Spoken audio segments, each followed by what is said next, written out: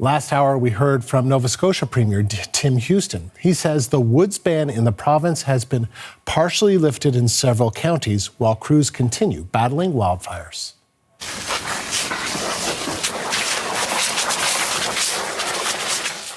The decision to partially lift restrictions comes after recent rainfall and updated data show the wildfire risk index is no longer extreme in many areas.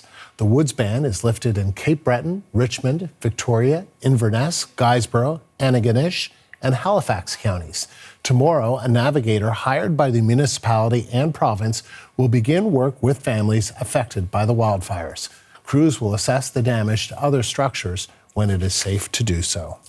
The CBC's Julia Wong is following the latest from Halifax. So, Julia, as we mentioned, some restrictions are lifting in the province, but not for everyone. What can you tell us? Yeah, so as you mentioned just a little bit earlier, what we heard from the Premier is that the risk of wildfire in some counties is now low enough that they can remove those restrictions, allow people to get back into the woods. And, he talked about how summer has been very different for Nova Scotians because of this woods ban. This woods ban came into effect at the start of August 5th.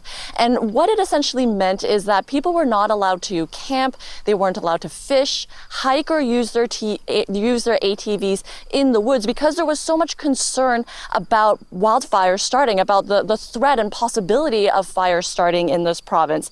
But now restrictions have been lifted in 7 specific counties. We're going to put up a map so you can see where these counties are. Now, the counties in green are where the woods ban has now lifted. Again, a place where people are able to go back into the woods and fish, hike, camp, and use their ATVs. But as you notice, there are still many sections of this province where that ban has not yet been lifted. So those counties are in red on that map that you're seeing on your screen. So in about half the province, you still aren't able to go into the woods and do the things that many Nova Scotians would like to do because that threat continues to be so high. So green in the sort of central and eastern part of the province where that ban has been lifted, and red in the other parts of the province where it has not yet been. But the Premier saying that, while it's not a province-wide lifting of this restriction, he does say that it is good news that it will be easing in a little less than half of the province.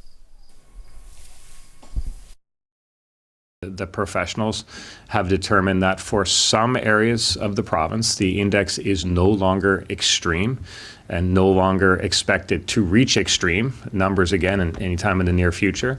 In other areas, it's still extreme, but in some it's not. So for those areas that it is no longer extreme, we are able to ease some of the restrictions.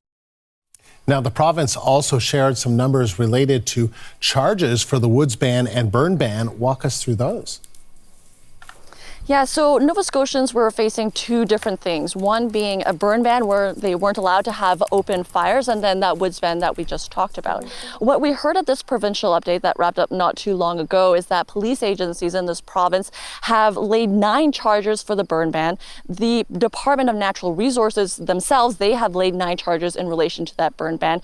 And when it comes to the woods ban, the Department of Natural Resources has laid 10 charges. And people who are charged with breaking that ban, they face a pretty hefty fine. We're talking about $25,000 here. And this ban in and of itself has been quite controversial, with some people saying that it has been an overreach, that it has been too restrictive.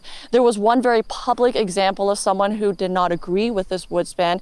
He actually went to an office for the Department of Natural Resources and told them that he was just going to be going into the woods, and he filmed himself doing so.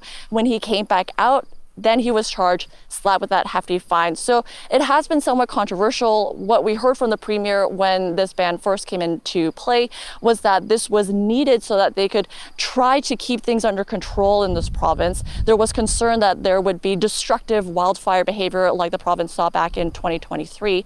And it was actually in that year that a similar woods ban was introduced, but that was lifted a short time after that. It was in place for really only about a week.